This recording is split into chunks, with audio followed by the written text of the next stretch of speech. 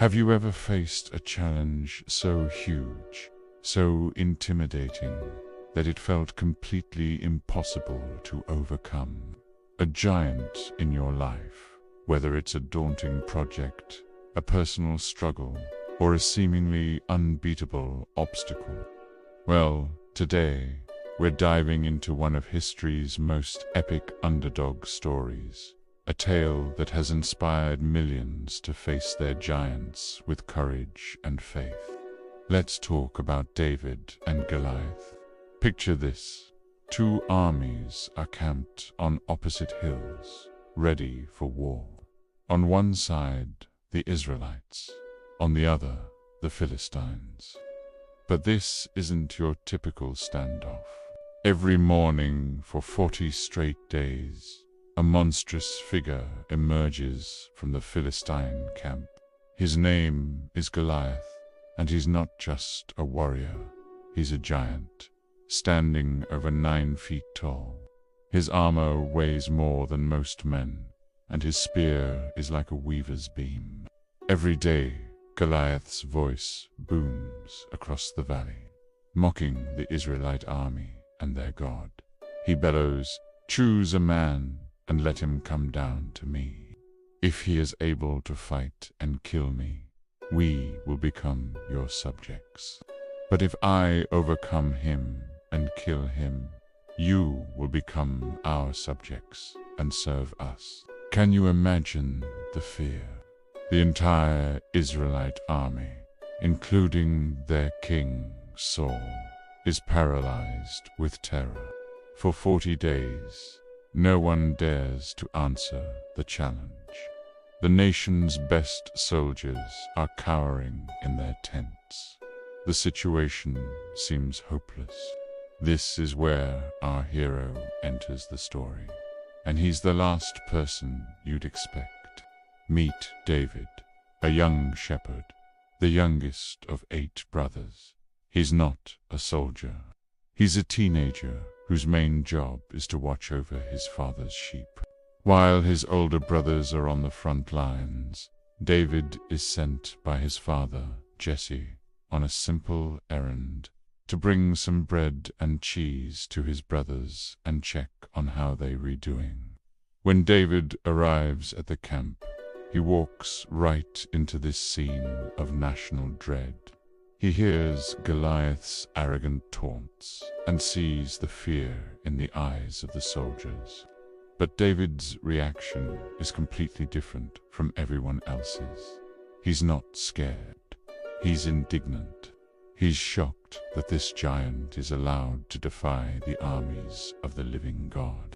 He asks the men around him, "Who is this uncircumcised Philistine that he should defy the armies of the living God?" His own brothers misunderstand his courage for youthful arrogance and scold him.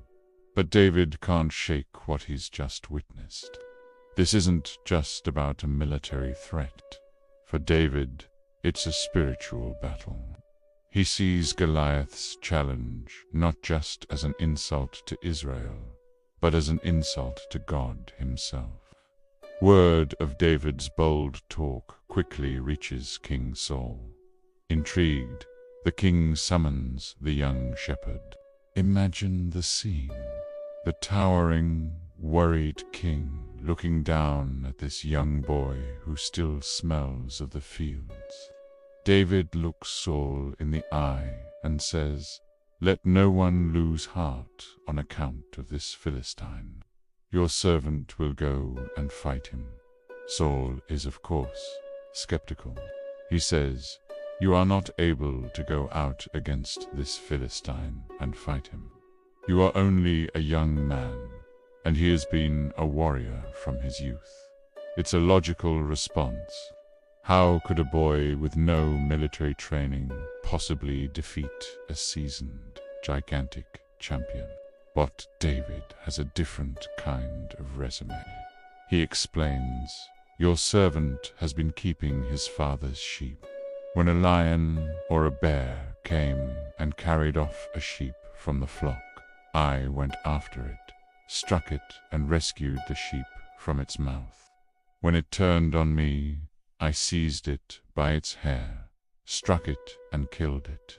Your servant has killed both the lion and the bear.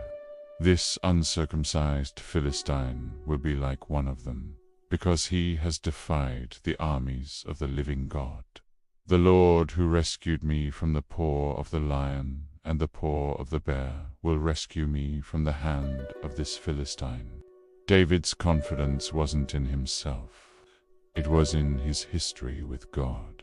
He had seen God's faithfulness in the quiet, lonely pastures, and he knew the same God was with him now in the valley of battle. His past victories, though unseen by any army, had prepared him for this very moment. They were proof of God's power and protection. Moved by David's unshakable faith, Saul finally agrees. He says, "Go, and the Lord be with you." Saul then tries to equip David for battle in the conventional way. He dresses David in his own tunic, puts a coat of armor on him, and a bronze helmet on his head, but it doesn't work. The armor is heavy, cumbersome, and unfamiliar. David tries walking around, but can't. He says to Saul, "I cannot go in these, because I am not used to them." So he takes it all off. This is a pivotal moment. David refuses to rely on the world's methods of strength. He won't wear the king's armor because it's not his. He chooses to fight as himself, with the tools he knows and the faith he possesses. Instead of a sword and shield, he takes his shepherd's staff and walks down to a nearby stream. There, he carefully selects 5 smooth stones and puts them in his shepherd's bag. With his sling in hand, he walks out to face the giant. As David approaches, Goliath looks at him with utter contempt. He sees a boy, glowing with health and handsome, and he is insulted. He roars, "Am I a dog, that you come at me with sticks?" Goliath curses David by his gods and bellows, "Come here, and I'll give your flesh to the birds and the wild animals." The giant's strategy is intimidation. He wants to win the fight before it even begins by creating overwhelming fear. But David is unfazed. He doesn't flinch. Instead, he delivers one of the most powerful declarations of faith in history. David shouts back, "You come against me with sword and spear and javelin, but I come against you in the name of the Lord Almighty, the God of the armies of Israel, whom you have defied. This day the Lord will deliver you into my hands, and the whole world will know that there is a God in Israel. All those gathered here will know that it is not by sword or spear that the Lord saves, for the battle is the Lord's, and he will give all of you into our hands." David reframes the entire battle. It's not David versus Goliath.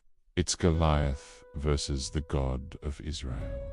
And David is just God's chosen instrument.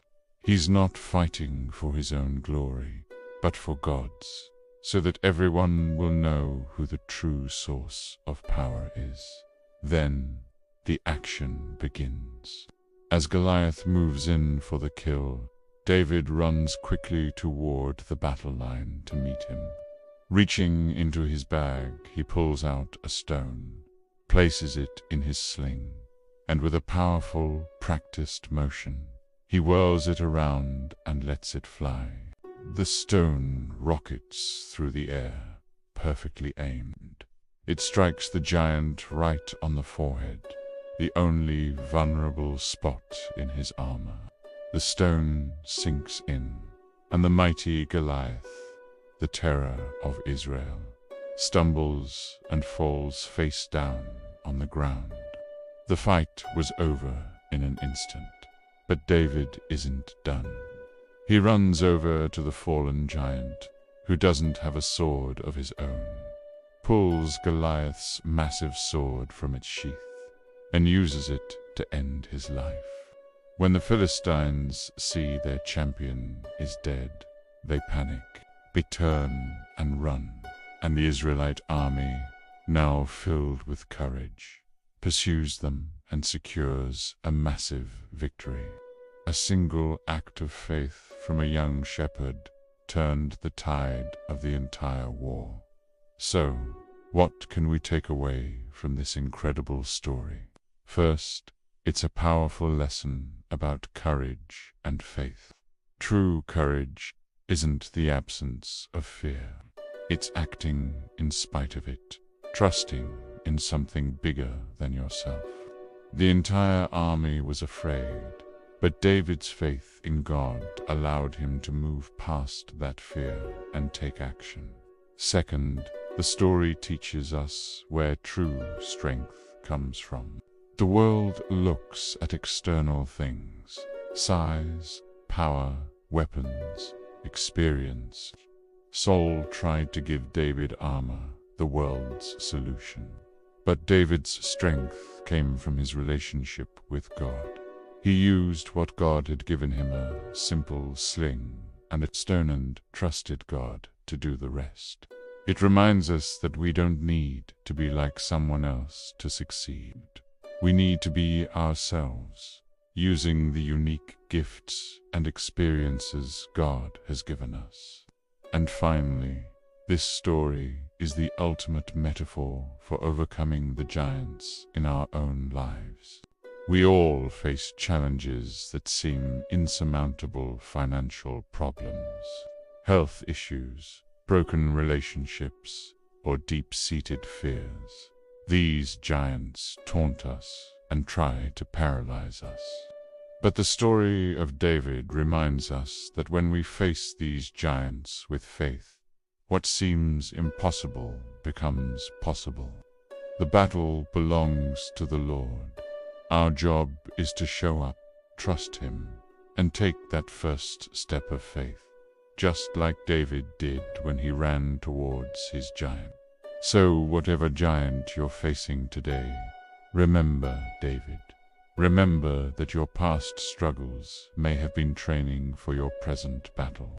Remember to rely on God's strength, not your own. And remember that with faith, even a small stone can bring down the mightiest of giants. Thanks so much for watching with me today.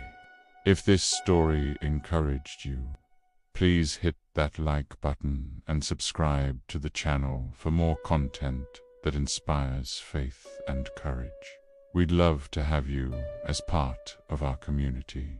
Share this video with someone who might need to hear this message, and let us know in the comments what giant this story inspires you to face. Until next time, stay strong and keep the faith.